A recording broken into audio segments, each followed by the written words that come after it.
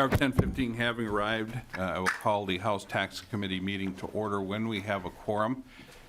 We will break in wherever we are and do we have a quorum? Okay, we'll officially call the meeting to order because we do have a quorum. Representative Metza, okay, we can't move the minutes till he's here, so we'll just hold off on that. So review the minutes if you would, members. You see our agenda for the day. Also, I would say there's something you might want to put in your save file. It's the tax staff subject area responsibilities, House Research Department, Joe Michaels, Steve Hines, Chris, Pat, Nina, Sean, and then fiscal, Kathy, and Cynthia. These are your new best friends. So please keep this in your file because you will need them as you want to get bills drafted and things such as that, and research as far as how to put it together. So with that being said, Representative Fischer, if you could please join us, sir. And we're going to hear, I will move House File 77, the Fischer Bill, Minnesota Taxable State Single Exclusion Amount Established. You should have all the information, members, in your file. I do. So I will move that the bill be laid over for possible inclusion in the omnibus tax bill. I see no amendments. Is that correct, Representative Fischer? That is correct, Mr. Chair. Okay. And you have the revenue note here in front of you. And so please present your bill, Representative Fischer. Thank you, Mr. Chair. Committee, I appreciate the opportunity to present the bill. The bill I have today is to change the state tax to bring us closer to federal conformity. It doesn't get us entirely the whole way, but it gets us part of the way there. Part of the reason I didn't ask for everything at this point in time, because I know there's going to be a lot of demands. While we may have a large surplus right now, it doesn't take much for that to be eaten up. And I know there's very many other important issues out there, whether it's addressing the property taxes on credits possible for small businesses, the working family tax credit. You know, these are some other things I'll make sure that we're able to try to address some of these other issues out there. And also making sure that as we're going forward, I also know that the agriculture tax credit is also something that's very important. These are things that all cost a lot of money. And so that's why I'm not making the full request right now, but putting a partial request out there. The reason I'm making the request is that over the years, we've not, first of all, I support federal tax conformity as much as possible. We should be working our way there in many different areas, this being one of them. And one of the reasons this really resounded with me is, and I'll admit, I was never, originally I was not a real big supporter of the estate tax. And where it's made more and more sense to me is over the years is many of our small businesses are running into issues that when they have family taking over and trying to continue to pass it on, it's getting harder and harder. And an example I'll use is that in parts of my district, some of the land costs are between $400,000 and $800,000 an acre. And some of the businesses are dealing with land. Another example is some of the small family businesses that are still doing golf courses, which the person I have with me, they used to have a golf course.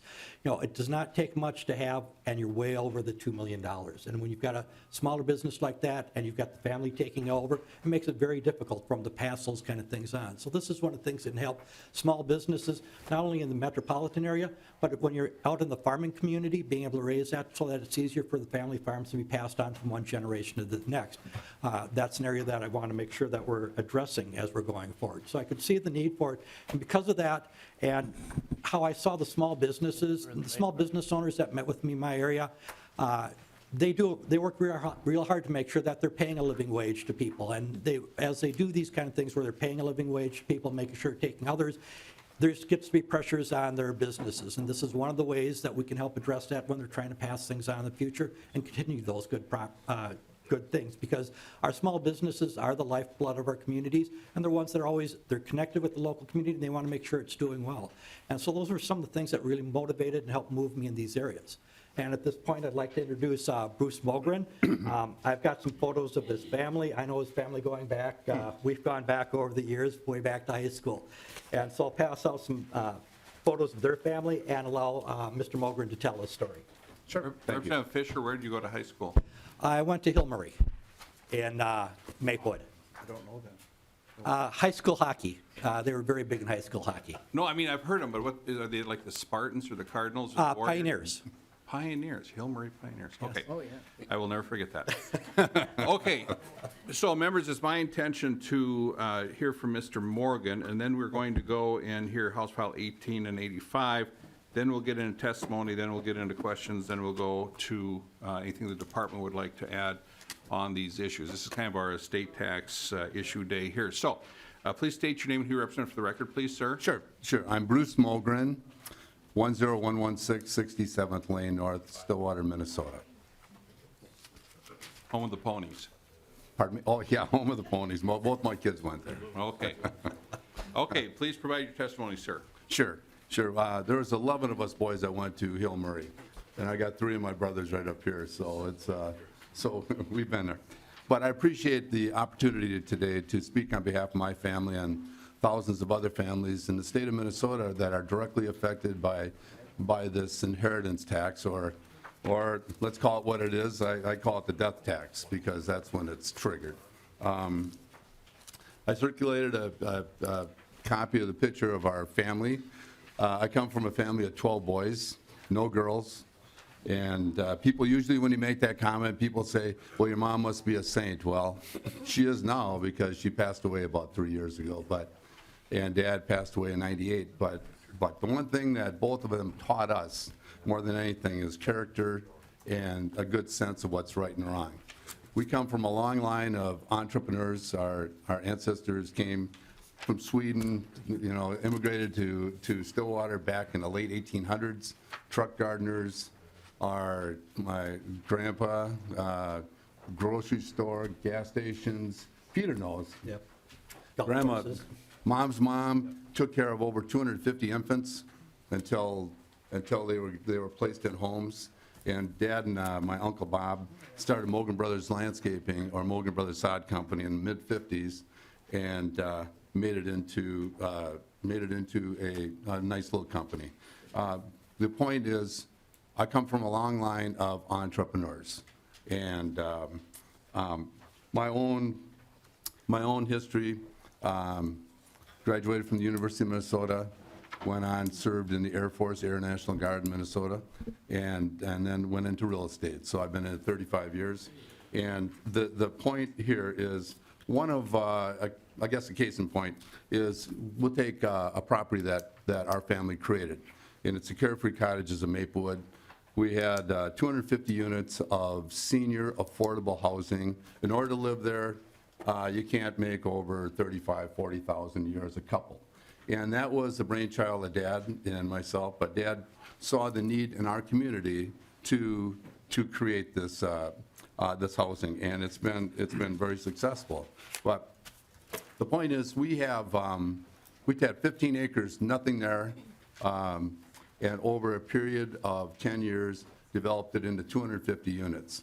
And the only way that something like that succeeds is to knock down the debt. So, I mean, we're constantly trying to keep our costs down, trying to keep the debt down. And of course, what that does is that creates equity. And equity is one of the things that's difficult. Like when you had the farm bill. Farmers, maybe they had a lot of money on paper, but it's in their land. They can't touch it.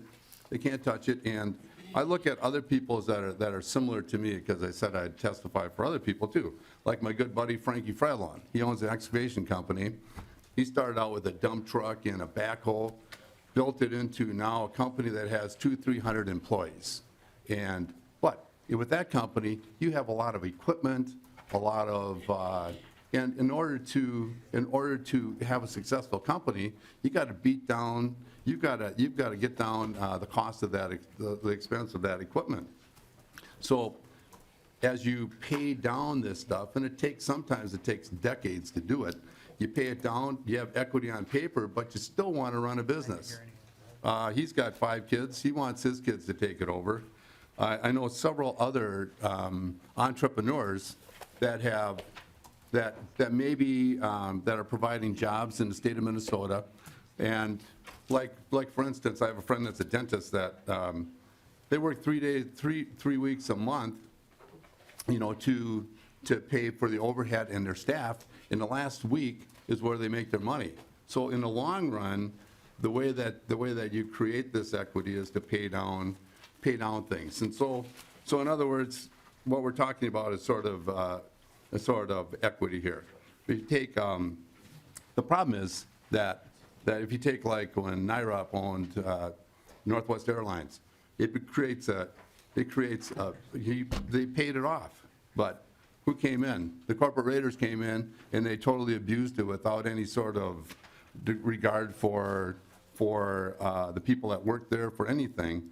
And this, I kind of compare this to sort of this bill, because over the years we've paid down our expenses, we've done a really good business, and now we got our debt down, which, as Representative Peter said, now all I want to do is, and my brothers, it's a family business. I have Jeffrey over there is our maintenance guy. Whitey is on the board, and Scotty is our chaplain and entertainment. But it's a very much a family business, and all we want to do is be able to pass it on to the next generation.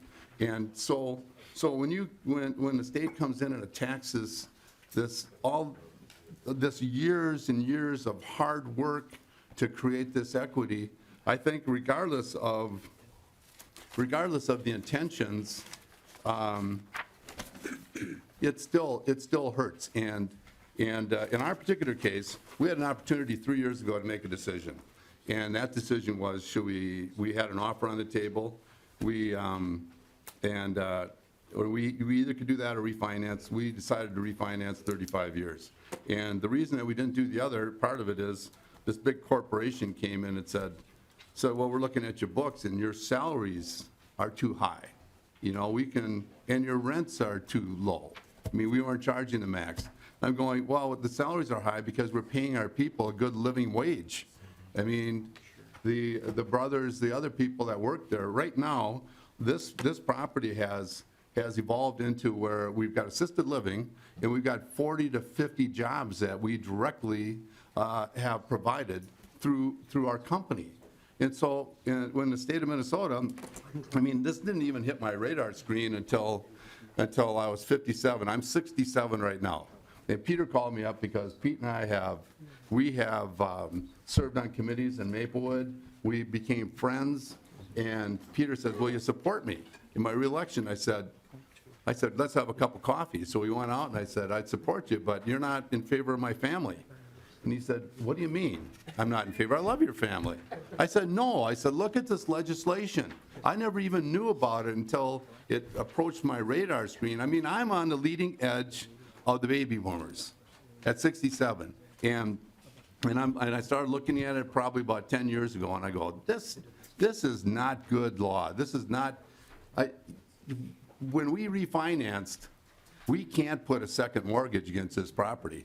I mean, it's HUD, and it's and so I'm one of the key people because of my brothers and I own it, but I was one of the developers. And so when I pass, I mean, we did the math on this. If it's just the difference between the 1.8 and the 5.49, that's $422,000 that somehow my family has to come up with. And you know what's really objectionable for me is that this is money we created this through hard work and through diligence. I mean, we're taught that we're supposed to be, frugal. We're supposed to do this. And in equity, I mean, it just seems like sometimes in the state, it's painted, okay, we got this, and all of a sudden we got the business owners. And, we may have a lot of equity, but you can't spend it. I mean, right now, last time I was in here, we talked about I'm driving a truck that's got 125,000 miles on it. I mean, you have it, but for the state to come in, after I pass, and this is what really stinks, is that they come, it's like the mob. You died, you got 9 months, or whatever it is, to come up with the money. Otherwise, we're just going to start taking stuff from you until we get it. And I'm going, wait a minute. wait a minute, all I want to do is pass this on. I mean, my kids work there, we provide all these jobs, all this good housing. We provide housing for 400 to 500 people. You know, all we want to do is pass it on to the next generation to keep it going. And in this law attacks that. And it's not right. It's, but putting that to the side, and I'll wrap up here in a minute, but putting that to the side, if you take a look, because I know people saying, okay, this is just another guy whining about paying taxes, but if you put that to the side and you go, okay, what exactly is this costing the state of Minnesota? I'm 67. I noticed that you have, even my accountant who's got a small firm, he says he has 5 to 10 people a year leaving the state of Minnesota, you know, because of this tax.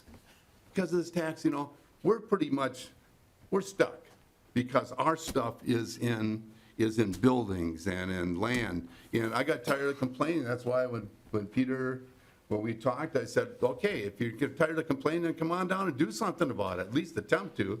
But there's lots of people, my contemporaries, that are snowbirds, that are down in Florida, no tax. You know, Arizona, same. Any one of the states around Minnesota, we're a handful, one of a handful that still has this. And I'm going, this is not right. And the problem is this, that there's an insidious erosion of our tax base. People are leaving. People are leaving the state. And so when you look at, somebody asked me last time, well, Mr. Mogren, how are you gonna make up for this 130 million or whatever? I said, how do you know it's 130 million? Take the net. Take the net. What does it cost when these, and part of the worst part of it is that you're driving away the community leaders. I mean, guys like me that are in Rotary, that are doing stuff in the community, that are supporting churches and arts and all these things. I mean, all of a sudden they go talk to their tax people. If you're in a corporation, you got, okay, I got my 401k liquid. Why would I stay? I mean, a lot of people are already spending 4 months in Florida. How tough is it to add a week on either end, or a month on either end, and a day? I mean, they're going. They're leaving, and it's a brain drain on our state, and that eventually affects everything. It affects jobs. It affects the people that, and I think it's an abuse of power that just because you can, that you tax us. It's we've already paid. We've provided jobs. We've paid our way all along. This is like killing the goose that laid the golden egg. You know, it's just wrong. And so I'm sure somebody else a lot smarter than me will figure out. You know, I know there's ways to figure out how many people we're losing, but we are losing people. And like Bob Dylan once wrote, it don't take a weatherman to know which way the wind blows, and it doesn't. People are leaving, and in big numbers. And that's why I think that today, I mean, I'm on the leading edge of the baby boomers, and so you've got this bulge coming through of all people like me, and you know, maybe you can't quantify it, but you know what's happening, and all of a sudden, you still have a chance to change things. But why give people an incentive to move out of the state?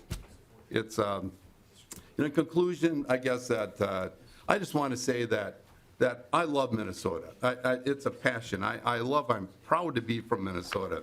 And there's nothing on the planet that's even better than a fall day or a summer day in northern Minnesota or anywhere in the state. But you can love something and still see the warts and the problems. And that's why I'm here today, because this is a problem. This is a problem, and I hope you can solve it. Thank you. Thank you very much. As we do have a quorum, as I stated, I'm going to mix it up here a little bit out of respect for former Representative Simonson. I think his area still needs to be represented on moving the minutes. So Representative Schultz moves the minutes of January 5th. Any additions or corrections? Hearing none, all in favor say aye. Aye. Opposed? Motion prevails. Thank you, Representative Schultz. Okay, questions for the witness, Representative Hertaus. Thank you, Mr. Chair, and you certainly did articulate a point that I was concerned about when I look at the bill, Representative Fischer, the subdivision 11, the recapture tax. Your testifier mentioned the point about 9 months the money is due. The IRS is there at 9 months looking to capture all of what they think they're deserved. And oftentimes it requires when you inherit something, it's not necessarily just a single person that inherits, but oftentimes a family and a multiple number of members. Not all property is unencumbered, and sometimes you don't have everybody agreeing after the fact to be able to want to maintain a fee simple interest in property or want to continue owning the property. And so disposing of the equitable interests in those property oftentimes requires selling a property. You don't necessarily have the luxury of being able to divide a building into 3 parts or 5 parts. And so when you sell a property, of course, when you inherit it, you get the stepped up basis, and requires paying tax within 3 years. Once somebody dies and it passes the next heir, why do you have a 3-year clawback on their recapture tax? Representative Fischer. And I'll apologize for not understanding the clawback real well on it. What I was doing is taking what we had last time around. And I would say that, you know, if I'm understanding the clawback, it's going back over the last few years for getting the money back, and I apologize. Well, If you could explain the plan. Representative Fischer, that's Yeah. interesting. Let's go to Mr. Michael, if we could, just to describe that provision of the If we bill. could, that'd be. Mr. Chairman, members of the committee, the recapture tax apply, there's an exemption, there's a general exemption which in current law is 1.8 million, goes to 2 million next year.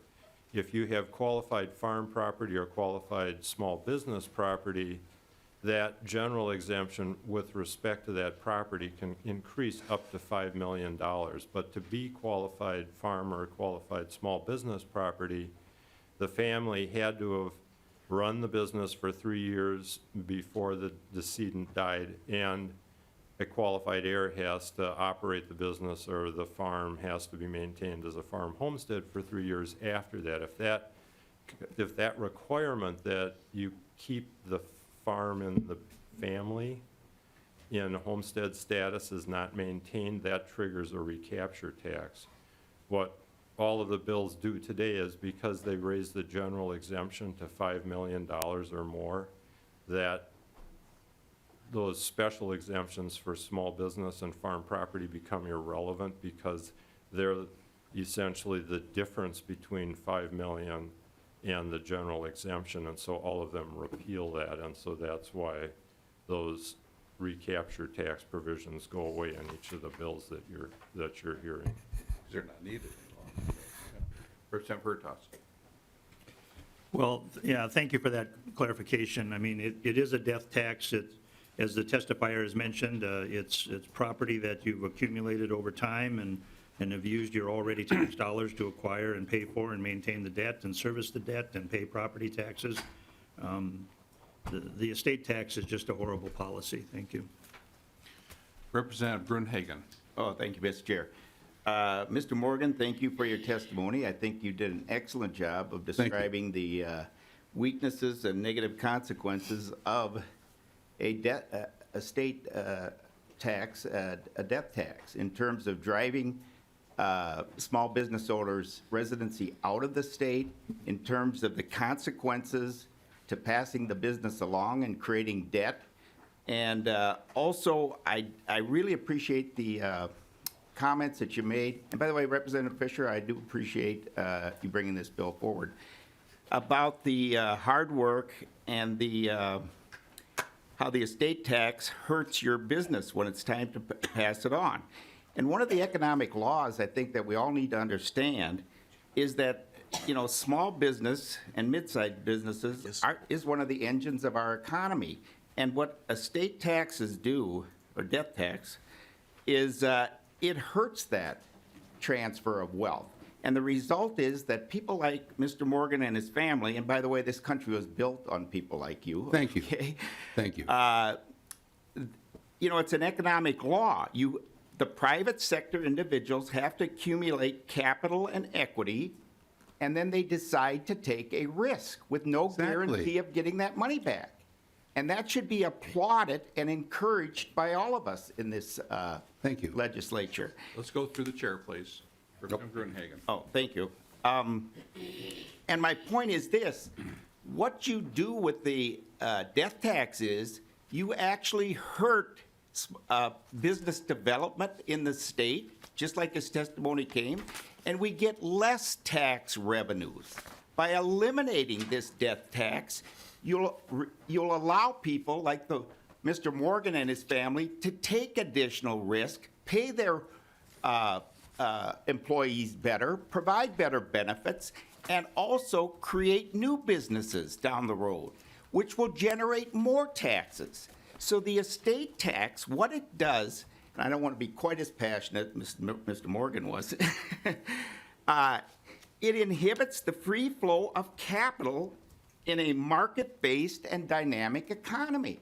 And when you do that with laws like this, you hurt the risk takers, you hurt the employees, and you hurt future tax revenues in the state of Minnesota. That's an economic law. That's how it works, okay? Take Economics 101. That's why we should not only be in conformity with federal estate tax, we should eliminate the estate tax in the state of Minnesota. Was that a question? My question is, Can you repeat the question? if I can remember, yes, my question is, does Representative Fischer agree with everything I just said? No. I'll withdraw the question. Okay, thank you, Representative Gruenhagen. And members, just a couple housekeeping issues here. First of all, Tax Committee always hears the DFO bill first. This is the first. And they're not bills to hear and kill, or bills to hear and work very hard on to get signed into law, as we've done in the past. Okay, so with that being said, let's go to Representative Schultz. Thank you, Mr. Chair. Thank you, Mr. If for testifying You're welcome. and for sharing your story and for all the hard work you do in Minnesota. I'm wondering, if do you plan on leaving Minnesota because of the estate tax? I mean, you're still in Minnesota, is that correct? Mr. Mogren. It wouldn't matter in my case if I left Minnesota or not, because we're one of the ones that are stuck. I mean, I can't take the buildings along to Florida. I can't take them whatever, but I know a lot of people that have liquid 401ks, liquid things, or that are leaving, that would stay if, in fact, that this wasn't the case. They want to pass their money on to their grandchildren, maybe help them with college educations, maybe. I mean, we could not have done our project, our affordable project, without the help of our parents. I mean, Dad and Mom helped us, and that is what I'd like to see going forward, and their parents helped them. I mean, it's, like you said, it's a law of economics, it's so, I don't plan on it. I plan on staying in Minnesota. I mean, all of us brothers, with one exception, live within 10 miles of our original homestead in Minnesota. I mean, I love it. No, I have no plans on, I plan on getting out of here in the winter. But other than, no, I don't plan on taking up residency anywhere. Representative Schultz. Thank you, Mr. Chair. Well, that's really great to hear that you're going to stay. Thank you for staying in Minnesota. I just want to clarify one thing, that I do hear a lot of anecdotes of people leaving from others and from the chamber, but there's no reliable empirical research available to answer the question of whether people leave Minnesota to avoid the estate tax. I would love to see someone do that research. If people leave just because of the estate tax, I think it's probably many reasons, but there's nothing that I can find research that suggests that they're leaving solely because of the estate tax. So I'm hoping my friend Peter Nelson will, when he testifies, he can maybe shed more light on that. But thank you again for testifying. Thank you, Representative Schultz. I can get you plenty of information of people, actual data, people leaving the state because of the estate tax. So now, I would also say that in my real life, I'm a financial planner, and I will guarantee you this, none of my clients are going to pay any estate tax. There are ways around it, things you can do, and I do that every day legally, not loopholes, all legal. But, you know, one area is, for example, life insurance. How are you feeling today? We'll talk. I'll refer you to some folks I know up here. A lot better than it was at I would 3 never o'clock in use the this morning. position to increase my business at all. So with that being said, Representative Metsa. Thank you, Mr. Chair, and I apologize for getting here a little bit late today.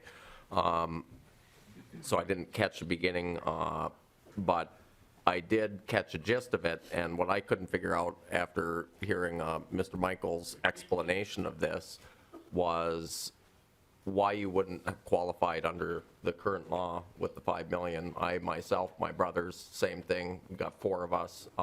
We have just started the process. My brother Jacob does the best in the family out of us so far financially, and we bought our old family homestead back where my great-great-grandpa settled back in the early turn of the century. So I'm on the complete same wavelength there. My family also inherited a cabin on Lake Vermilion, which I feel very, very fortunate to have in the family. And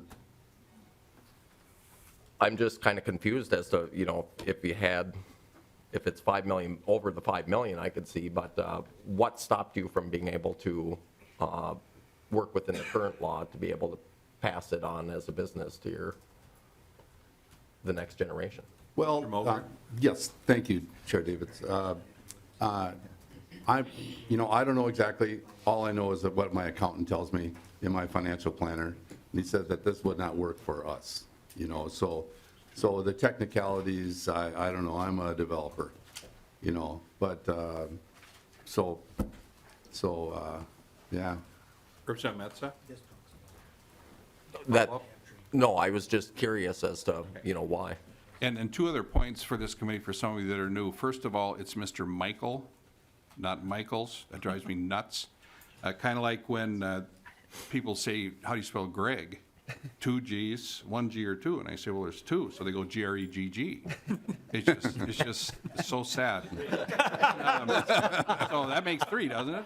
Yeah, but just the way I count. But anyways, and the other issue is, please be careful. I mean, you can say whatever you want to, obviously. You've all got election service, but please be careful when you use the word loophole, because if people are acting, and we haven't used that yet, just a forewarning, if businesses are using current tax law, and then there are some that don't like the tax law, they call it a loophole.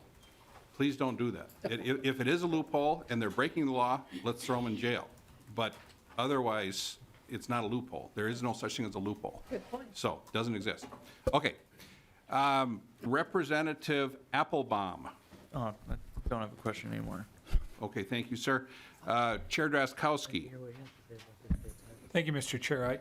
This estate tax that we have in Minnesota relative to the federal estate tax, I've found it instructive in the past, and I retained very little, Mr. Chair, but I'm wondering if Mr. Michael could describe to us the relationship again between the federal estate tax and the state estate tax, so I can maybe retain 1 more increment for next time. Mr. Michaels?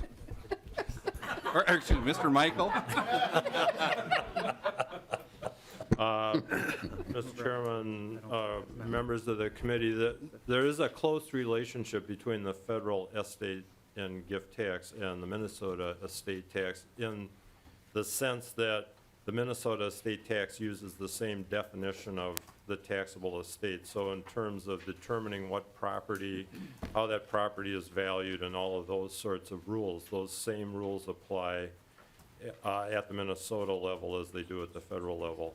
The federal, the big differences between the 2 tax systems is that the federal government has a gift tax. So if you, 2 things. So first, the federal government has a gift tax. So if you transfer your wealth by making lifetime gifts, the federal tax applies, and the rates are unified and so forth. And so, but Minnesota does not have a gift tax, so you can transfer your property during your lifetime and not incur any tax. Now, the consequence of making lifetime gifts is you don't get, as Representative Hertaus was talking about, the stepped-up basis. So you're, if you have low basis assets, you may end up paying more income tax, and the state will collect income tax on that as well as the federal government. The second big difference is that there's this big disparity in the dollar amounts of the exemptions.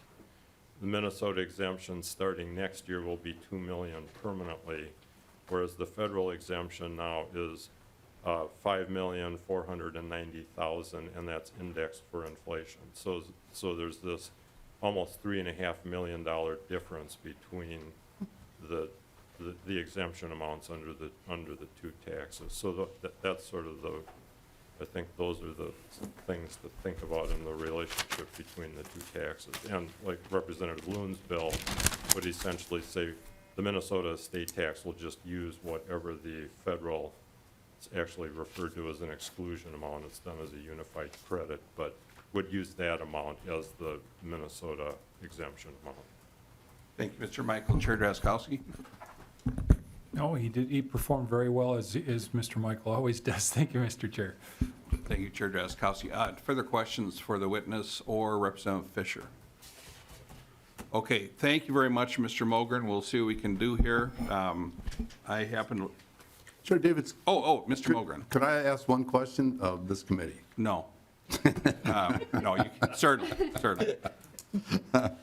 I would like to have somebody explain the reasoning of this estate tax. Somebody, how do you feel as though you have the right to tax this? It seems like it's more of like an excuse than reasons. I don't know. I've had that question. I don't know. Well, Mr. Mogren, you're going through a chair here that has been accused on the House floor of just wanting to get rid of the estate tax in its entirety. Guilty as charged. The estate tax to me is an evil tax. Now, I'm not one of those right-wingers that says all taxes are bad. You need to have an income tax, sales tax, different, and that's what we debate here. But the evil estate tax is evil because you worked your whole life to build something up. You should decide where what you have earned goes, not the state, not the federal government, in my opinion. So some of these, conform with the feds, and the only, I don't like inflators on cigarette tax, I don't like inflators on gas taxes. I love it on the estate tax because the federal is on an inflator, it keeps going up as time goes on. So I will be accused of wanting to get rid of the estate tax in its entirety. That's true, just so you know. But as far as reasoning why, over the years, various states have found that as a form of revenue, and Representative Hertaus has a thought on that? Thank you, Mr. Chair. I just wanted to say that the answer to your question is that the state can never have enough of your income. Mr. Chair? And the reason I have very, very big concerns about the estate tax in general is you built this up your whole life. You want to go to your kids, your church, your 4-H club, whatever, and then the state and the federal government come in and take it. I work with this every day, and it's so sad that when people have to sell their assets, 250-unit apartment building, you're probably going to have to sell it. And that's wrong. That's just wrong. I mean, my gosh, we tax you while you're living. Isn't that good enough? Now you're dead and we hit you again? That's just not very Minnesota nice, in my humble opinion. Chair Dabney. Well, Mr. Chair, it's still early in the year, so I'll take a shot. Sir, it's a matter of whether people should be treated fairly or not. If you and I today both buy 1,000 shares of some company, and over the next 2 years it escalates in price significantly. We've got some really good gains in that purchase. And I'll be nice. 2 years from today, I die. 2 years from today, you sell the stock. You pay capital gains on the increased value of that stock. My heirs pay nothing. I don't think it's fair that you should pay taxes on the increased value of something and my heirs should not. I think we should be treated the same. we already assess capital gains at a lower rate than we do income taxes. So we pay people to accrue value, often in the case of stocks, with nothing to do with their efforts, and we tax that at a lower rate. I think we should incent work, but that's not the structure of our tax system. So as we increase and increase and increase the threshold for exemption on the estate tax, we create a more and more unfair tax system. So it's early in the year. I thought I'd take my shot. And Chair Dabney, I don't like the example of you passing. That would cause me more pain than my heart could bear. So that was a very...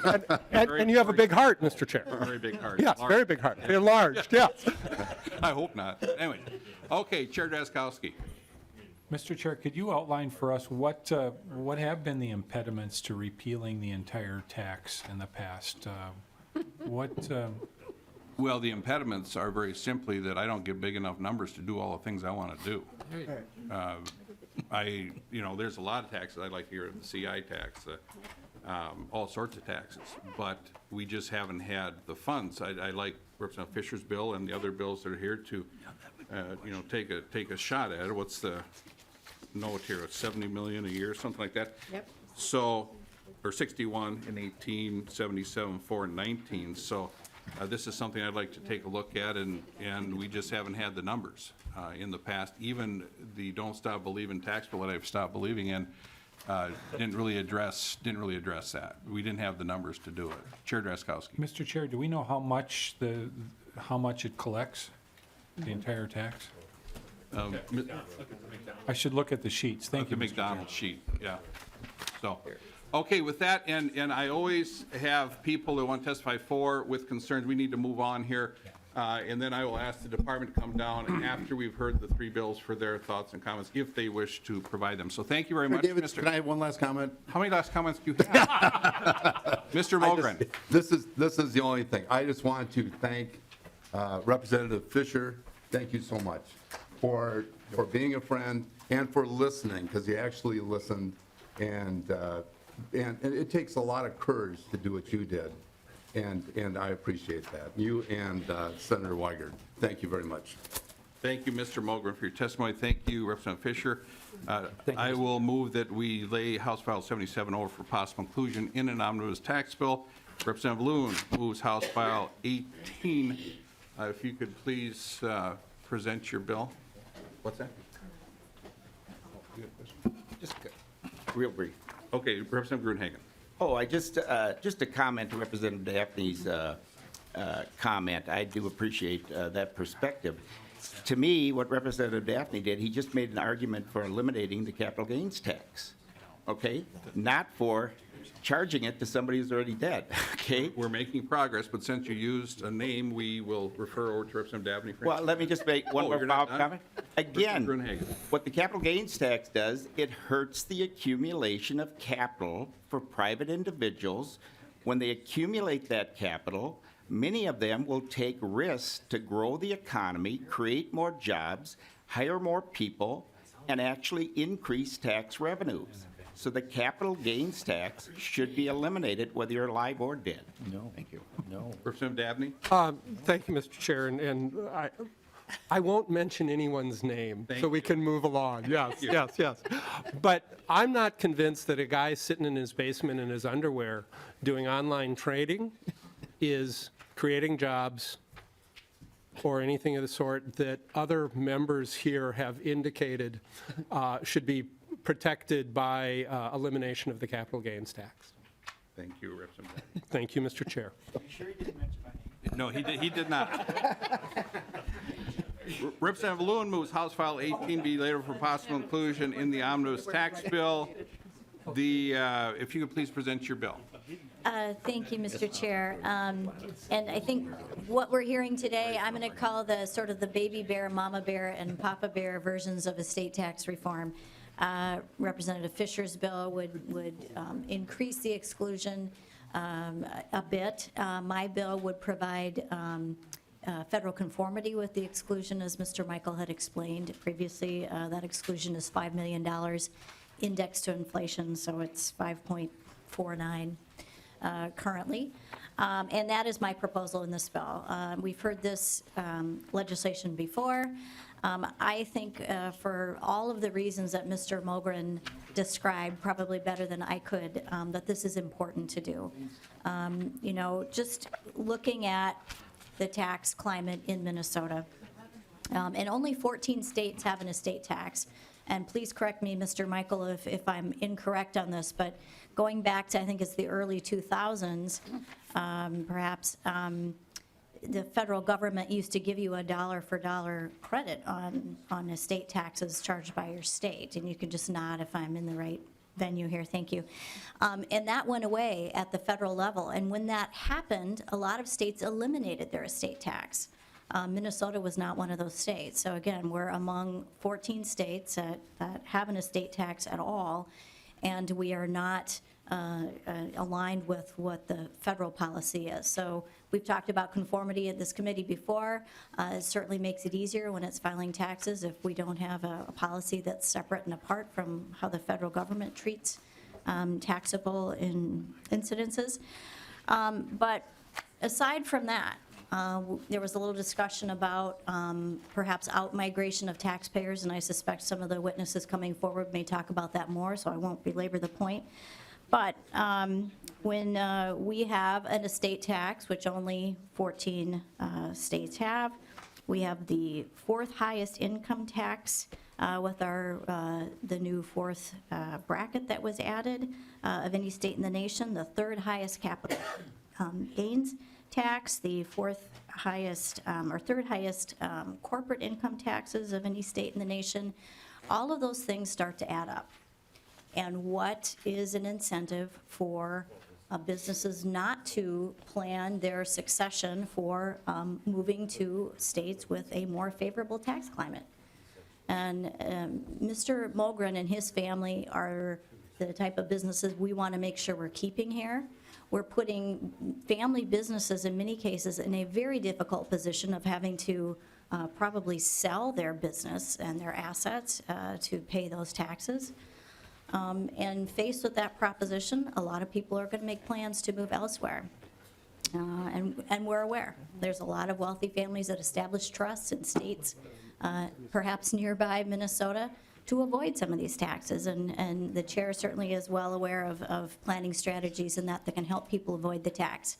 The problem we're going to run up against as more businesses, more people with income and wealth make these plans, for all of the wealth that moves out of our state, it takes a great deal of wealth moving into Minnesota to make up for that loss.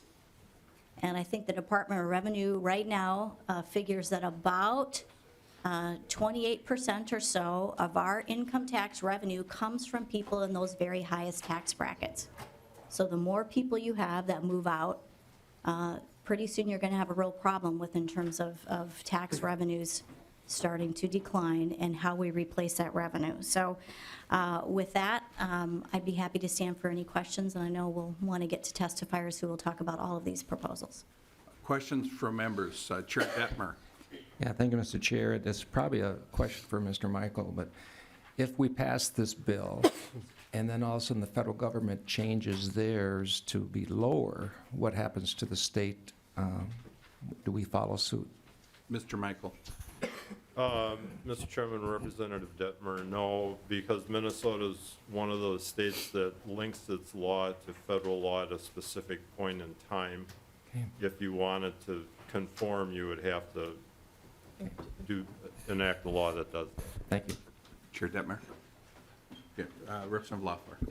Well, thank you, Mr. Chair, and Representative Loon. I was thinking about the chair's comments about how he isn't able to do everything that he wants because he never gets a big enough target. And that's true everywhere in every finance division around here. And what strikes me on these proposals is that we have, you know, and this one, it'd become basically $90-some million a year that we would forego, which Most of the finance divisions around here would be really excited if they could ever think about those kind of numbers.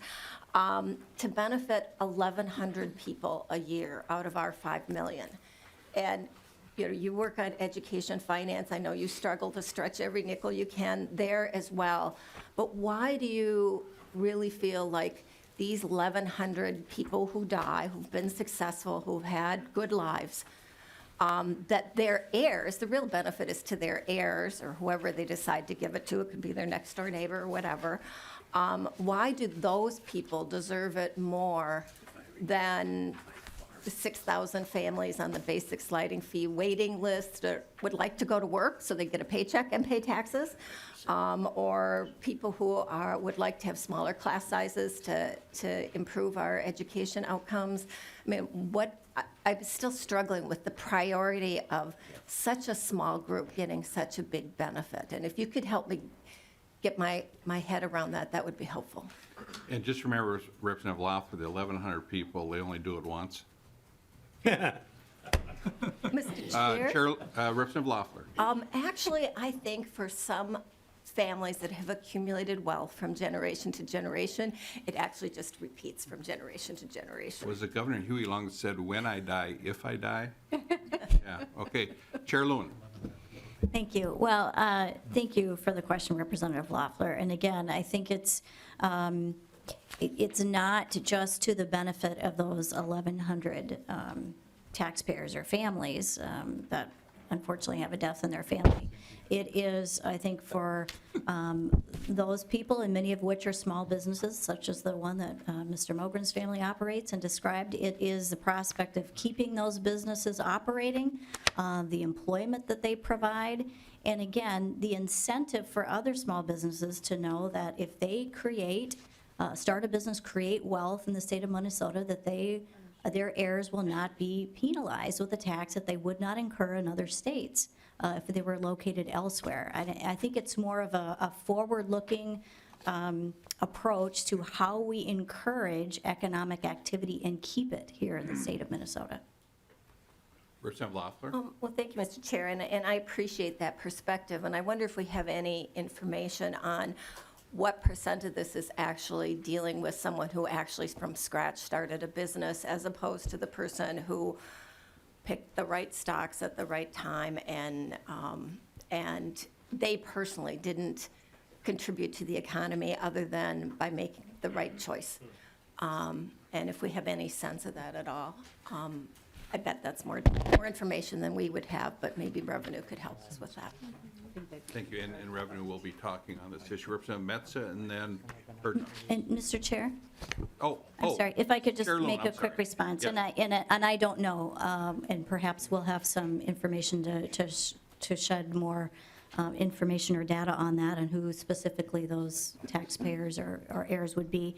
But again, I also want to make the point that, and Mr. Mogren touched on this as well, people with businesses, with money, with resources are also a huge base of support for nonprofits, for charities, for things going on in the state of Minnesota. And fewer taxpayers in the state with those kind of resources that are huge supporters of the arts, of nonprofits, of all manner within the state of Minnesota is another really important consideration. Representative Metsa. Thank you, Mr. Chair. I did just want to put one point of clarification to a comment you made. You can die twice, but you're only taxed once. You know, it's really crazy. Thank you. Representative Hertaus. Thank you, Mr. Chair, and Representative Loon and members. You might remember that last session, we had a floor debate in session about the estate tax, and an Iron Range legislator had suggested that more people had been to the moon than have paid the estate tax. And last September, I met Charlie Duke, spent the evening with him, and Charlie Duke is the 10th man who walked on the moon. And so the frequency is a little bit more than you might think. But to Representative Loeffler's point, I think what we ought to be doing with the estate tax is be signaling to our college graduates and the people that we're paying to educate here in Minnesota and want to retain them and keep them here for the great jobs that we seem to understand that we need this talented workforce to grow Minnesota's economy. College graduates today really have a lot of decisions to make when they graduate. We can help pay for their education here in Minnesota, but if I were a college grad, you know, I'd be looking at where am I going to spend the next 40 years building my career and building my wealth and taking care of my family. That's what we go to school for. That's what we go to get an education, to learn how to take care of ourselves. And you can choose to stay here in Minnesota and be subjected to the maximum highest, the second highest tax rate in the nation as your individual income tax. You have to look at it at a long term in terms of building that wealth, maybe building a business, creating jobs. We ought to be creating every incentive to allow people to stay here and allow this growth in business and enterprise to continue snowballing into becoming another Fortune 500 company. We had a different tax environment when the Fortune 500 companies we like to brag about that started in Minnesota. I don't believe that they could start up and exist in an environment that we have today. So this is an important thing. When you take a good high-paying job at maybe $100,000 a year, if you're paying the maximum income tax rate compared to a no-tax or low-tax state, that's a significant amount of money over years, and particularly if it's building a business, allowing it to stay here is really an important thing. And the business community, I'm sure, certainly shares that point of view. And we ought to be doing everything we can do to create jobs. As somebody else mentioned, 80% of job growth in Minnesota is with small businesses, and you know, I guess even I wanted to take a stab at the capital gains thing that was mentioned earlier. The capital gains tax rate, you know, the comparison isn't really quite right, because when you have an asset, and over the long term, what the capital gains preferential tax treatment is attempting to do is recognize the fact that inflation has created a lot of that wealth, and if you were to simply want to take that piece of property and dispose of it and reacquire it without doing a tax-deferred exchange, there's a significant amount of taxes that you're going to pay. So it really doesn't accomplish the end that it's talked about, and so those are my points. Thank you, sir. As your humble chair, well, as your chair, I'm looking at the clock. We will be done at noon. I believe, I'm not sure, but I believe we have this room for after session today. We have a lot of people who need to testify. I've got a long list of members. And of course, I'm not one that likes to cut off debate in any way. But just keep that in mind that I think I understood that we have this room for after session today. So, Representative Petersburg. Thank you, Mr. Chair, and I think also a lot of discussion we have today has been around equity and fairness and about how we treat everything and everybody equally. And Chair, you can certainly correct me if I'm wrong, but the question isn't about whether or not we ought to be charging the estate tax $1,100. The question is, aren't there 5 million people that are not getting charged this? And if it was such a great thing for some, why wouldn't we charge the estate tax to everybody? Now, it's the whole point is that when you die, you have, it's not your choice, for one, at least in most cases. And second of all, it eliminates your ability to continue to grow revenue and income for yourself. It stops at that point. Those others, people that make decisions on selling their assets and rebuilding in another location, whatever, that's still their choice, and they can still do that. And it's generally income that's produced. But we already give this exemption to 5 million. The question is, why would we want to then charge a minority number of people? Is that really the fair way of going about it? So unless I'm wrong, I think 5 million people already get this exemption, and it seems inappropriate to single out a small group for it. Thank you. Representative Applebaum. Thank you, Mr. Chair. I don't necessarily disagree that the level needs to increase, but I just wanted to ask you something that you mentioned struck me. You said something about how people with large estates are huge contributors to the nonprofit and charitable communities.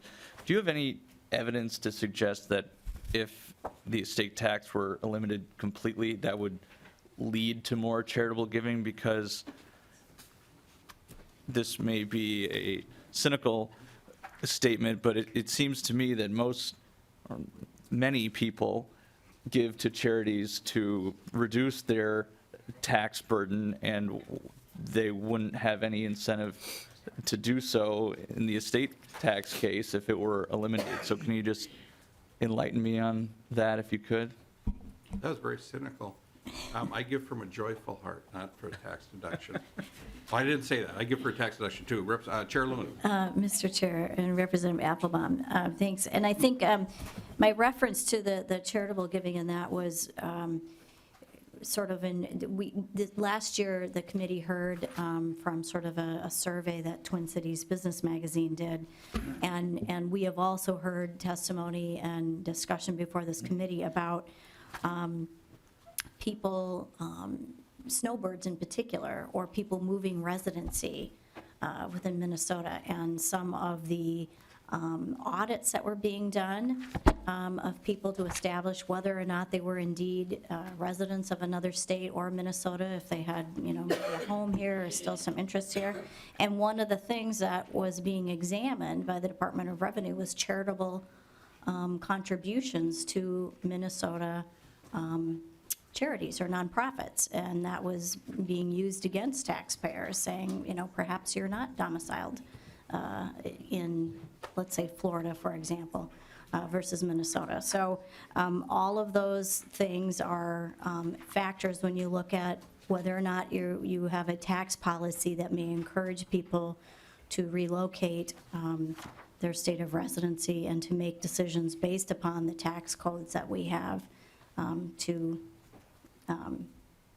lessen their tax burden. Thank you, Mr. Chair. And Representative Loon, no more questions. I just wanted to say I appreciate evidence, and I have a study done by the Urban Institute a couple years back that projects that if the estate tax were eliminated completely, anywhere from $3.5 to $6 billion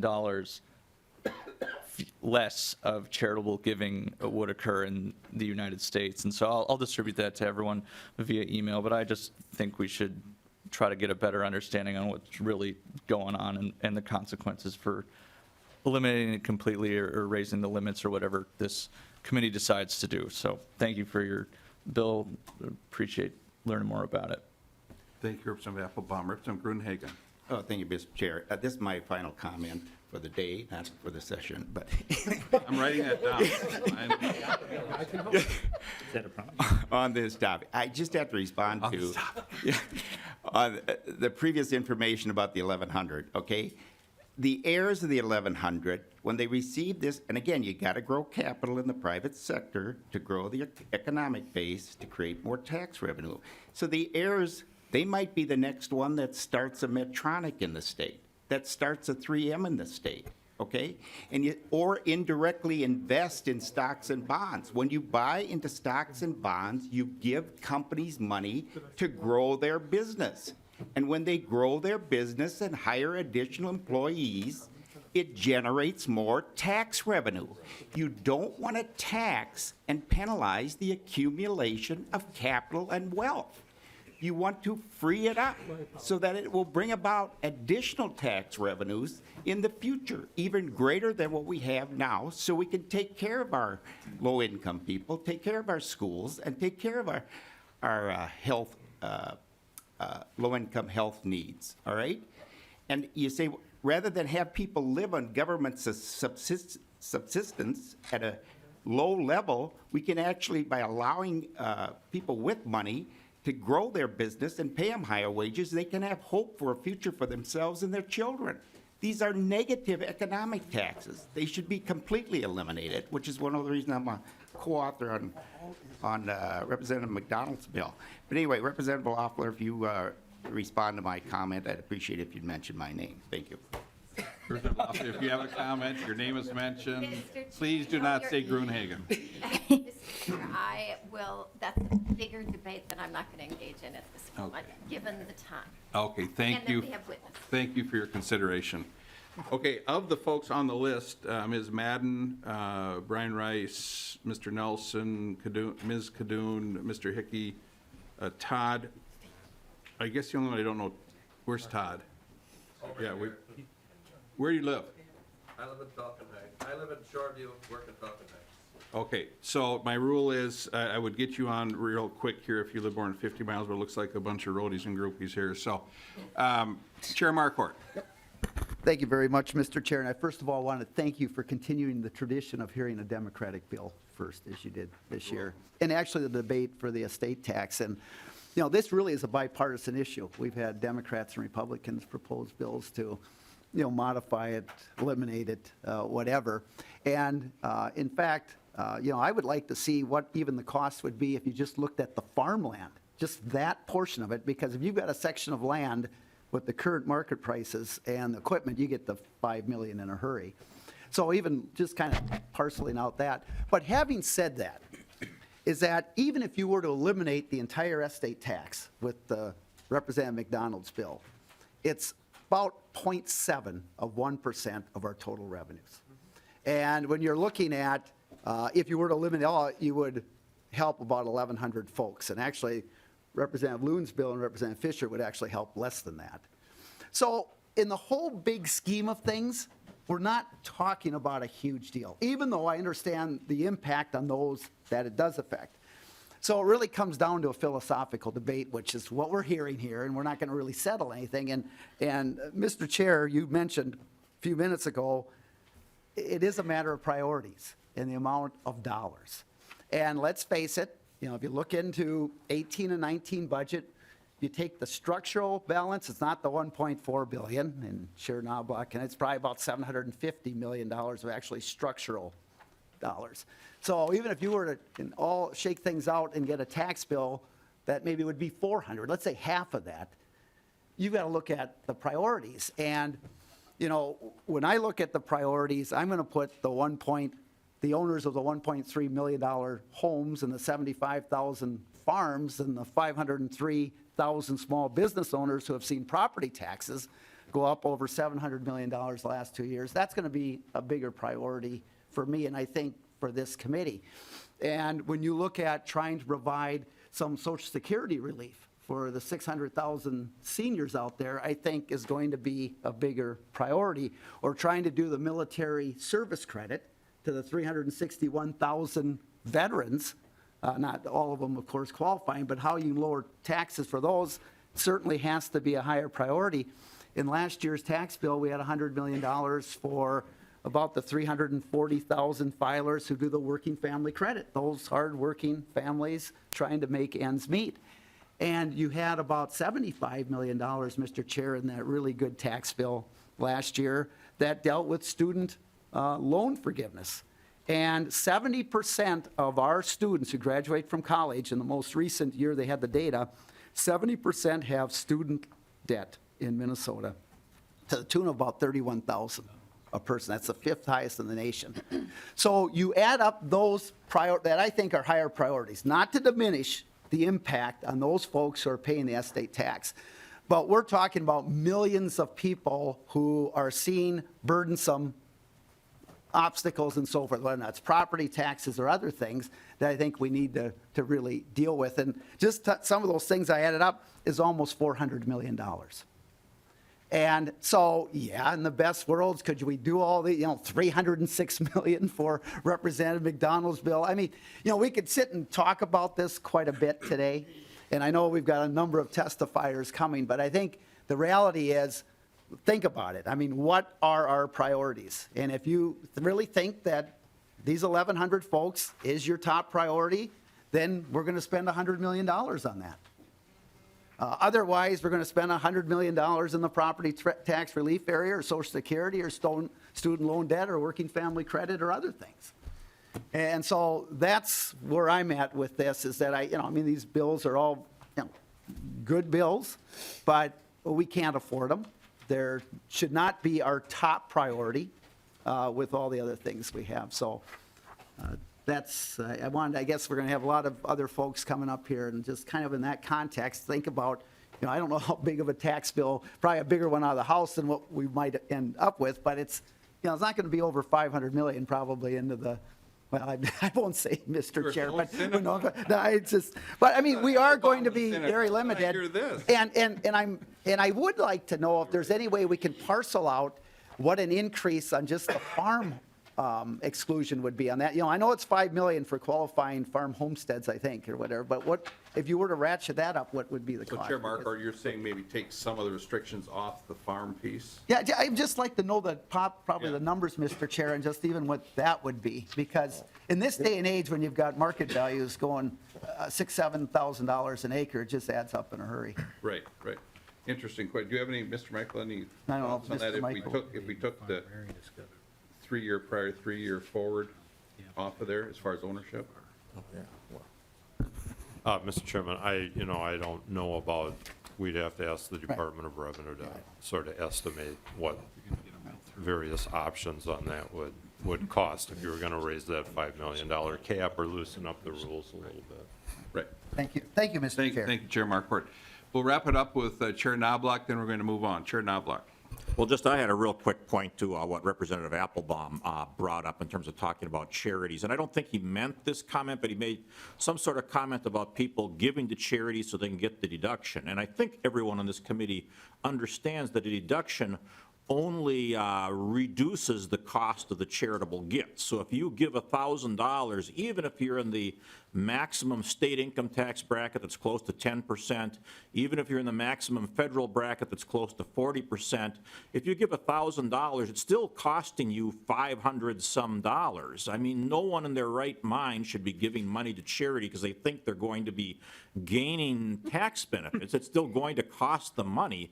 They're not giving money to charity because they want the tax benefit. They're giving money to charity because they believe in that charity and they want to give their personal wealth to something that they believe in.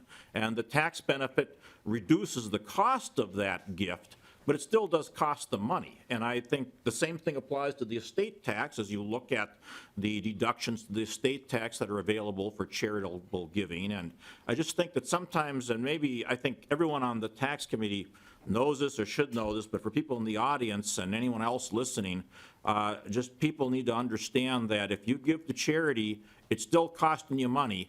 It's just a somewhat reduced cost because of the tax deduction we have for it. And Chair Knobloch, in my tax bracket, it's quite substantial. The name was mentioned, Representative Applebaum. Thank you, Mr. Chair. Representative Knobloch, I said that giving to charity is done in many cases simply to reduce that person's tax burden, which you confirmed in your statement. So I have no further questions and don't really care to debate you on why people give or how much. So thank you. Excuse me, Mr. Chair, Representative Applebaum, it does not reduce their tax burden. If you give $1,000, even if you're in the maximum tax bracket, it's still going to cost you at least $500 more than if you didn't give any money at all. It doesn't reduce it doesn't reduce the amount of money that you have by the fact that you have a tax deduction. You didn't say Applebaum, did you? Okay, let's move on.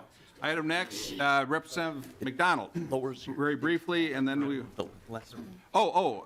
Chair Loon renews her motion that House File 18 be considered for possible inclusion in an omnibus tax bill. Thank you, Representative Loon, for your extremely controversial bill.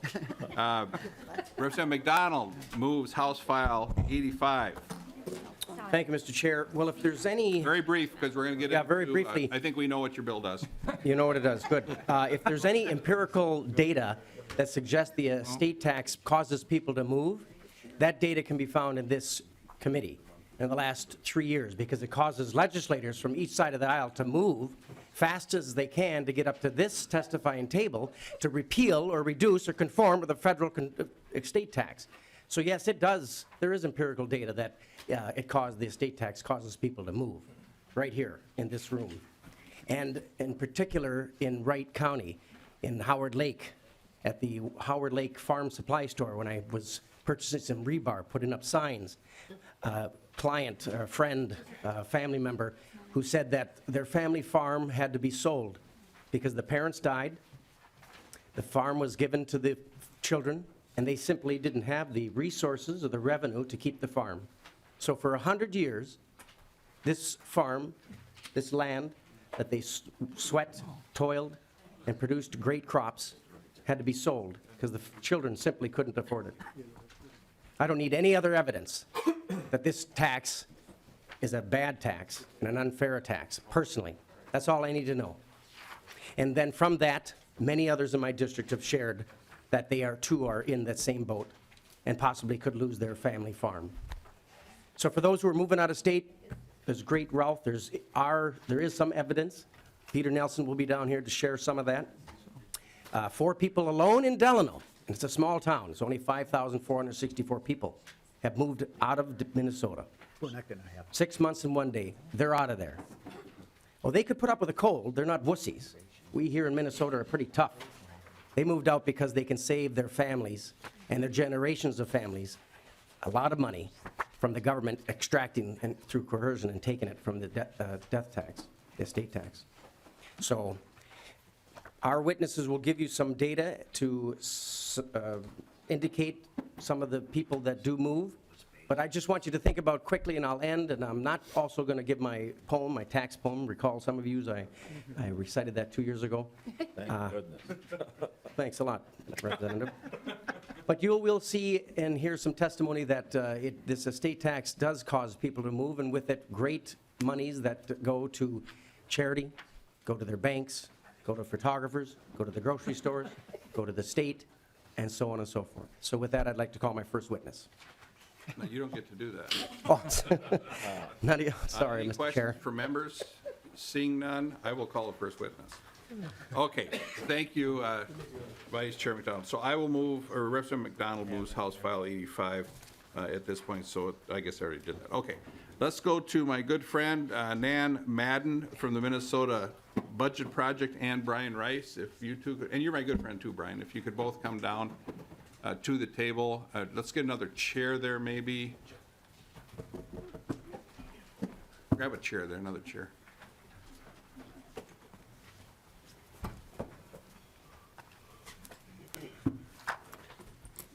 Okay, please state your name and who you represent for the record, and present your testimony. Thank you, Mr. Chair and members of the committee. My name is Nan Madden. I'm director of the Minnesota Budget Project.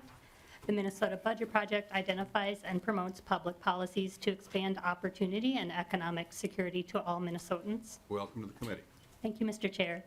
I appreciate the opportunity to express some concerns with the bills before you today to repeal or significantly cut the estate tax.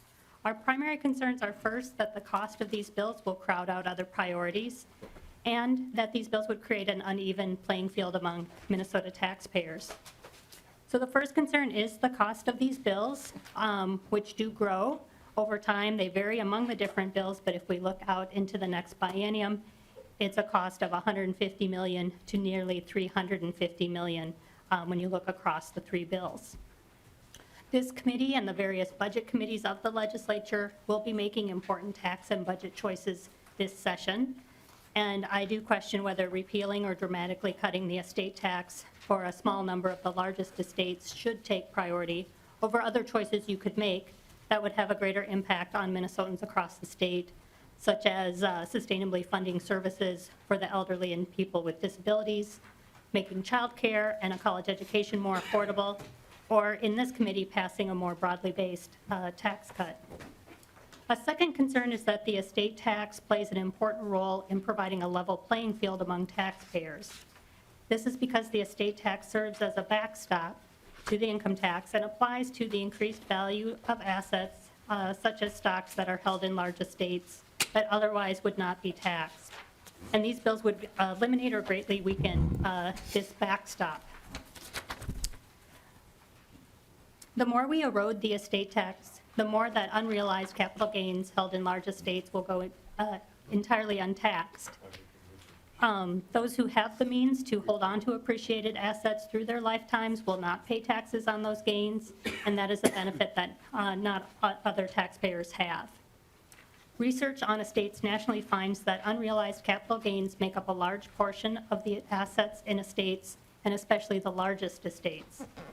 unrealized capital gains, and these are national figures, make up about 1/3 of estates worth between $5 and $10 million, and are 55% of the value of estates worth more than $100 million. And finally, I'd like to address the argument that these cuts are needed in response to fears of tax migration.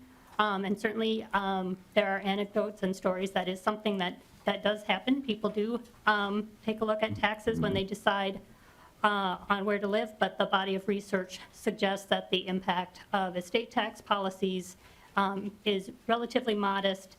It's not a large enough factor that we think it should be the primary concern driving our tax policy.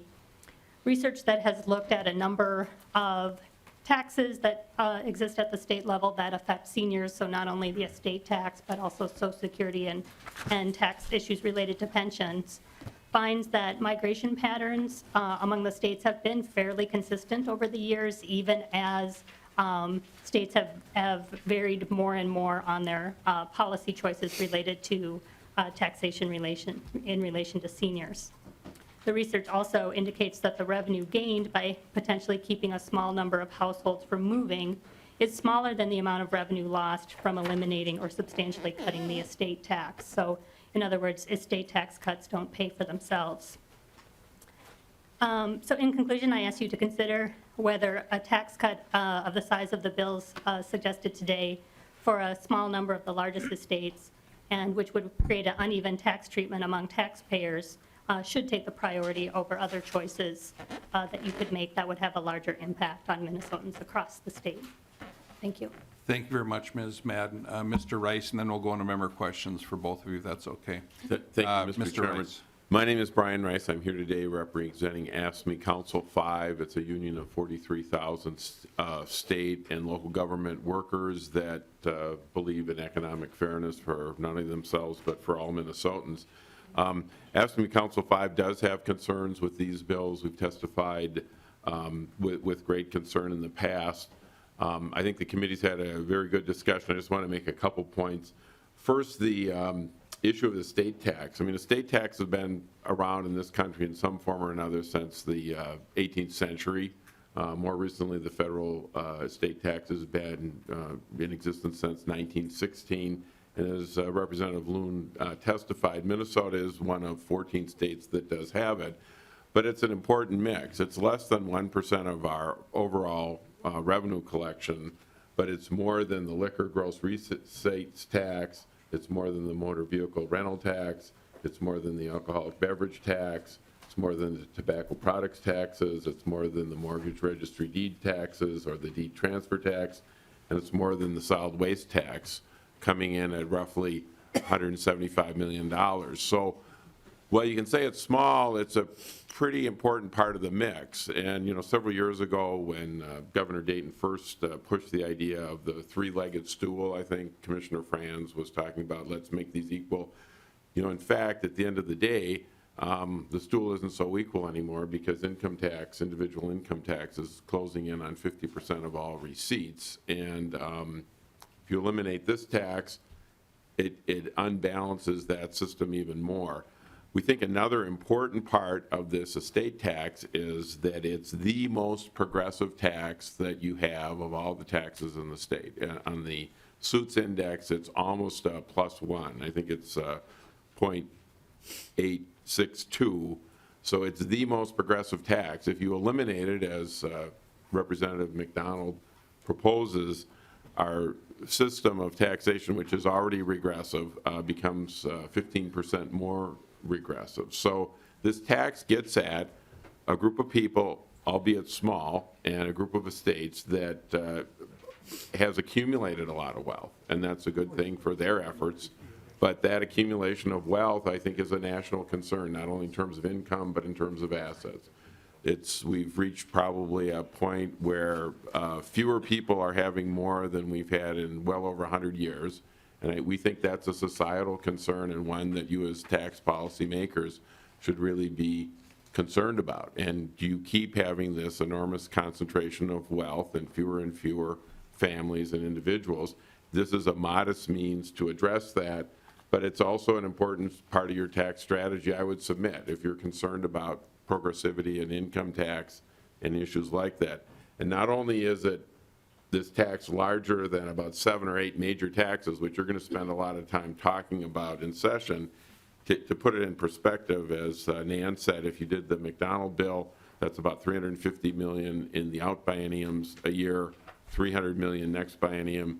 The Loon version or the Fischer version is about half of that to just go up to federal conformance, which I think there's some strong policy arguments about why you might want to do it, but the total elimination would take away $350 million. But the general fund spending in transportation is less than that amount at about $240 million. The jobs and economic development, all of that spending is $390 million. Environment and agriculture is about $400 million, and capital bonding is $250 million. So you have an enormous responsibility, Mr. Chairman, as the tax chair, about how do you fund this big enterprise, along with Representative Knobloch. And this is an important part of that. And I think it does come down to priorities, how you would do it.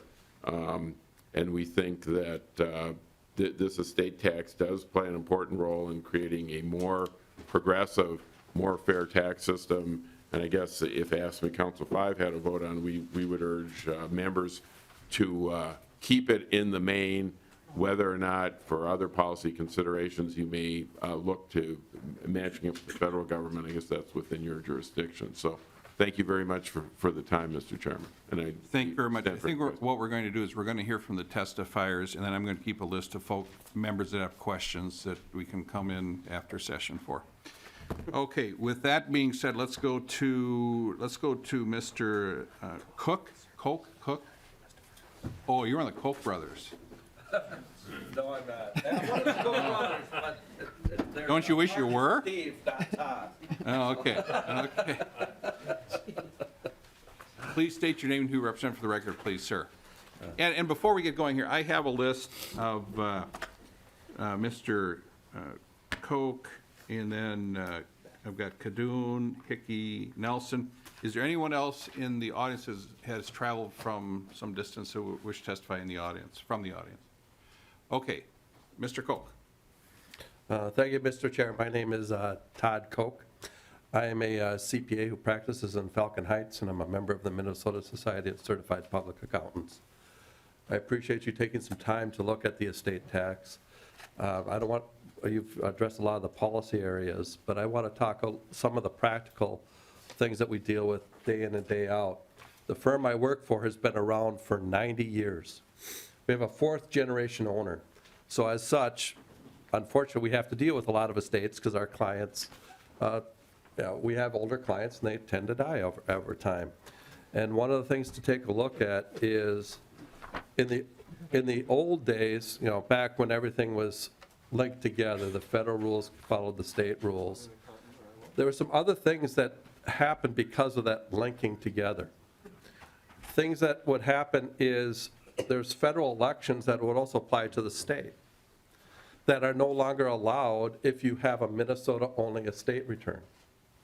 For example, everyone talks about step-up on basis, and if your estate is at $3 million and all of a sudden the value of your assets drop, there's a big change in the stock market or whatever, and it drops to $2.5 million 6 months later. There's a federal rule that says you can look at the value 6 months later, and if your tax is less, you can use the lower values. Well, your federal tax does not change if you're not having to file a federal return with federal tax on it. So you have to use the higher value. You don't have that choice to use the lower value later. There was one of the bigger things that has to do with this, there's a concept now called portability. And I could talk about myself from that concept is not that I'm an overly controlling person, but as a small business owner myself, my net worth is my small business and my retirement account. That is my net worth financially. My wife can't own my business due to state licensing laws.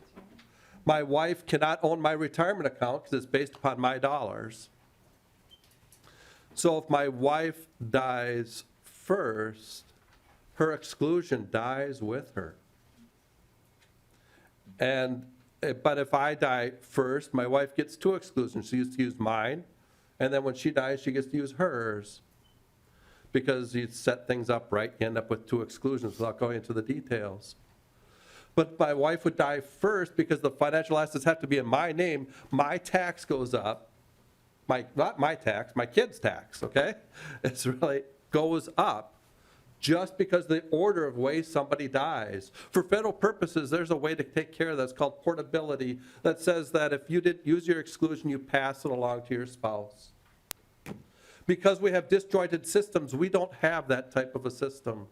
So it'd be nice if the systems were linked together, if we have a system, so we could take care of some of these things that just happen just because we have linked systems. One of the other things that makes a big difference is to file a Minnesota-only a return that's, that is between the, if you allow me to round, the $5.5 million and the $1.8 million today. You have to do a complete federal return. And although the federal estate return is a very logical return, it's the most logical, organized return that our tax system has. It is a pain in the butt to complete. Because imagine you folks having to do if I brought a puzzle to you, and that puzzle has the puzzle pieces you need in there. Oh, by the way, they throw some other stuff in there too you don't need, and you don't have the cover. And we're being asked to put together the puzzle. That's what an estate return is. You have a lot of the data you need, you get extraneous stuff you don't need, and the person that has all the answers to complete the return is dead. You can't ask them. It's a very complex and convoluted system to pull together. And to have people with these lower estates, it is very costly for them to comply with these rules. At our office, it's I'm watching the clock here. How much? It's at least $15,000 to complete a return. That's our minimum fee now because of these complexities to the process that I'm talking about.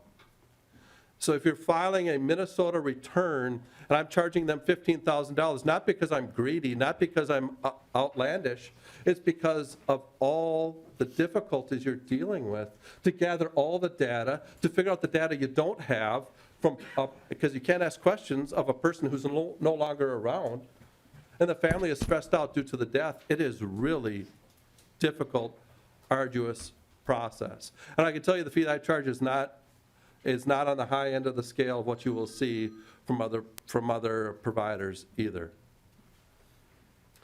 Mr. Koch, how much time do you need? I could probably get that in 5 minutes really fast. 3. 3? We'll keep going. The 3 plan. I will try to do that. Keep in mind that the difference between a $2 and $5 million exemption is $300,000. I just tell my clients it's the difference between buying the house next door if you move across the river into Wisconsin or North Dakota. When you put it in terms like that, people think about it. You will not see the direct empirical evidence you're looking for because this is a part of a process. It is not a one event, but the more things you add on, that's when my clients move, when they have bigger events. It's not the one and only things to look at. The other reason that you'll see estates increasing dramatically is my father was a teacher. I'm a small business owner. A teacher's retirement is not on their balance sheet. It's a promise, and they get a monthly payment on that promise. I am required to save for my retirement, and that is on my balance sheet. So when my dad died at 65, he had no dollars sitting for his promise to fund those payments. If I die today, would have dollars sitting in as a promise. So by moving the exemption up, you're helping create an exemption for people who are doing what you want them to do, to save for the retirement and not be a burden on the society. This is a tax that people look at as a bad tax. As such, it's one of the things that people look at when they're deciding whether or not to stay or not. And I appreciate you taking the time to look at it and all its different derivations. There's one thing I just want to point out that the committee hasn't talked about, and that there is one of the estate tax things that turns out to be very poorly received and is, to be honest, in my opinion, the most unfair is if you own property in a partnership or an S corporation. If you're a non-resident, it's deemed that you own the property in Minnesota. If you're a Minnesota resident and that property is outside the state of Minnesota, it's not looked at the same. It's looked at that you own an intangible asset. So if you're a Minnesota resident, you pay tax on everything, even if the property is owned outside. If you're a non-Minnesota resident, we look through and tax you on that proportion of the property that's inside. That just seems inequitable. The equation should work both ways, one way or the other, please. Hopefully I kept it under my 3 minutes. Close enough for government work. Thanks, Mr. Koch. Let's go to Ms. Kadoon, and then I have Mr. Hickey and Mr. Nelson, then the department. Please state your name and who you represent for the record, please. Thank you, Mr. Chair, members of the committee. My name is Beth Kadoon. I represent the Minnesota Chamber of Commerce, an organization of 2,300 businesses across the state of Minnesota. We're here in strong support of the federal bills in front of you today. I want to be very brief. We did have a handout that you should have in your packets, hopefully, and I'll just focus on the back page, which has the map. Since I last spoke to the committee, there has been other actions that have occurred at other states. So Minnesota is becoming, let's be clear, more and more of a tax outlier in this area. New Jersey this fall recently is removing their the estate tax as of 2018. So Minnesota will be one of 13 states plus DC that still has a federal, or still has the estate tax. And then other states, even under Democrat governors, are also moving to increase the ones that have it to that federal threshold. So as was mentioned, a lot of times it's also the combination of our estate tax plus, unfortunately, our individual income tax. And it was mentioned, it tends to be a variety of factors that folks look at when they're making these decisions on whether to invest in Minnesota, whether to relocate from Minnesota. So I just want to focus on, if you're looking at that map, that shows for the individual income tax. As I mentioned, Minnesota is actually third highest in the nation now. Hawaii had a temporary higher tax, and we're now higher than Hawaii. But if you look at the top 5 individual income tax states, which are California, Oregon, Minnesota, Iowa, and New Jersey, 3 of those states do not have an estate tax. California does not, Iowa and New Jersey now will have repealed theirs. Oregon does have an estate tax and a high income tax. However, they do not have a sales tax. So Minnesota kind of stands alone in those top 5 individual income tax, where we have both the estate tax, a high income tax, and all the other major taxes. If you're looking at this map as well, just to highlight a couple states, on the West Coast, Washington does not have an income tax. The state closest to us, Illinois, their top income tax rate of 3.75 is actually lower than our, lower than our lowest income tax rate. New York, once again, now we're higher than New York on our individual income tax state as well, and they're at the federal threshold. So as I mentioned, other states have made moves. Other governors and legislators have seen that this is really a strong financial incentive put in place to, unfortunately, for more affluent of their residents to move outside of the state. We think you should move that incentive. We want to make sure we're attracting and keeping wealthy individuals, as well as making it easier for our small businesses to be able to pass along their enterprises. Thank you. Please state your name and who you represent for the record, please. Mr. Chairman, Mike Hickey with the National Federation of Independent Business. We represent 11,000 small businesses and farms, and many of them are family held and probably are the most affected group of this proposal based on the large numbers we have. I'm starting to sound like a Hickey one note, Mr. Chairman, but thanks again for raising these important issues, having a state tax day yet again in this committee, and for your dedication to this issue and what you advanced in the 2015 session. So we're at it again. Representative Loeffler, you raised a really interesting question, and I had not heard that 1,100 person stat, but here's the other side of that. Is she here? Or? Oh, okay. Here's the other side of it.